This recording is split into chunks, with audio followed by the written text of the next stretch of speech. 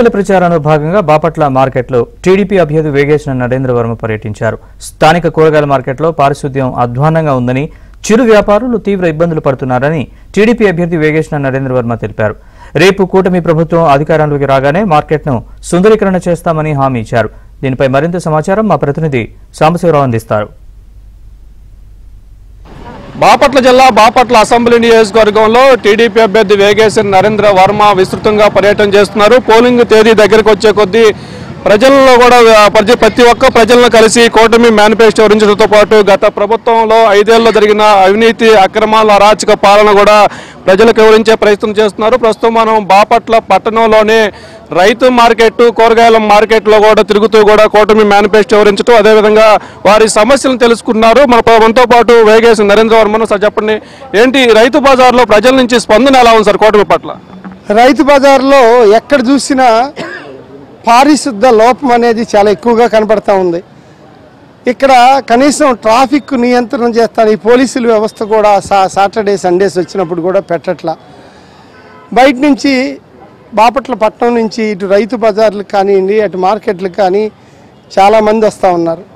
కానీ ఎంతమంది ఇక్కడికి వచ్చినా కూడా దోసుకోవటం అలా ఉండటం తప్పితే ఒక రెగ్యులారిటీ లేకుండా పోతున్నది. చేపల మార్కెట్లో వెళ్ళి చూసా, డ్రైనేజ్ వ్యవస్థ కూడా అక్కడ సరిగ్గా లేదు. అక్కడ ఇంకా వాళ్ళ అవసరాల నిమిత్తం చాలా విషయాలు తెలియజేశారు. ఈ చేపలు రుద్దుకోవటానికి ప్లాట్ఫామ్ కావాలని తెలియజేశారు. అలాగే ఈ చిన్న రైతులందరినీ రకరకాలుగా ఇబ్బందులు గురి చేయకుండా వీళ్ళందరినీ ఒక ప్లేస్లో పెట్టాలి. రైతు బజార్ని మనం డెవలప్ చేయాలి.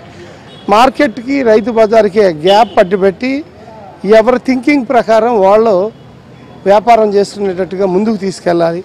ఇక్కడ ఏమండి, ఇక్కడ మార్కెట్లో ఒక రాక్షస ప్రభుత్వాన్ని మేము చూసాం. గత 5 ఏళ్ళు జైలు జీవితం గడుపుతున్నట్లుగా మాకున్నది.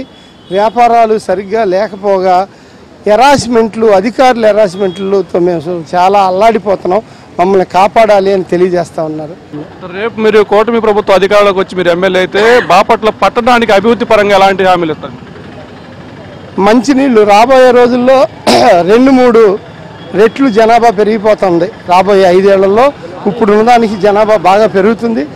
కలెక్టర్లు, ఎస్పీలు, రకరకాలు ఎడ్యుకేషన్ డిపార్ట్మెంట్లు అన్నీ జిల్లా హెడ్ క్వార్టర్ కాబట్టి వస్తున్నాం. దానికి తగ్గట్లుగా మంచినీటి సరఫరా చేయాలి. దానికి తగ్గట్లుగా ట్రాఫిక్ రెగ్యులేషన్ చేయాలి. అలాగే డ్రైనేజీ సిస్టమ్స్ బాగు చేయాలి. దోమల బెడద నుంచి బాపట్లను కాపాడాలి. ఇవన్నీ మనం చేసే విధంగా ముందుకెళ్తామని తెలియజేస్తున్నాం. మీరు చెప్పండి, బాపట్ల పట్టణంలో రోడ్డు విస్తరణ పేరుతో కూడా ఎమ్మెల్యే కోన రఘుపతి అవినీతి అక్రమాలకు పాటుపడ్డారని ఇప్పటికీ చాలా మంది బాధితులు బాధపడుతుంది. అది ఎంతవరకు వాస్తవం ఏం జరిగింది? వాస్తవంగా ఆలోచిస్తే బాపట్ల కోన రఘుపతి చేసి 4 రోడ్లు, కానీ అతను మాత్రం అభివృద్ధి చేసి అంటున్నాడు. ఎవరికి కూడా నష్టపోయిన రైతు అక్కడ ఉన్నటువంటి వ్యాపారస్తులు కానీ, ప్రాపర్టీ ఓనర్స్ కానీ, టీడీఆర్ఎస్ బాండ్లు కానీ నష్టపరిహారాలు చెల్లించిన దాఖలాలు లేవు. ఇప్పటికి వరకు మాకు తెలిసిన సమాచారం వరకు 3-4 ఇచ్చారే తప్ప బాపట్ల పట్టణంలో ఎవరికి కూడా టీడీఆర్ బాండ్లు ఇచ్చిన సందర్భం అయితే కనపడలేదు. బాపట్ల పట్టణాన్ని సుందరీకరణ చేసి బాపట్ల పట్టణాన్ని రోడ్లు మోడల్గా తీర్చిదిద్దేందుకు తాను కృషి చేస్తానంటూ కూడా నరేంద్ర వర్మ చెబుతారు. ఇది మొత్తానికి బాపట్ల టీడీపీ అభ్యర్థి వేగేశ్న నరేంద్ర వర్మ ప్రచారానికి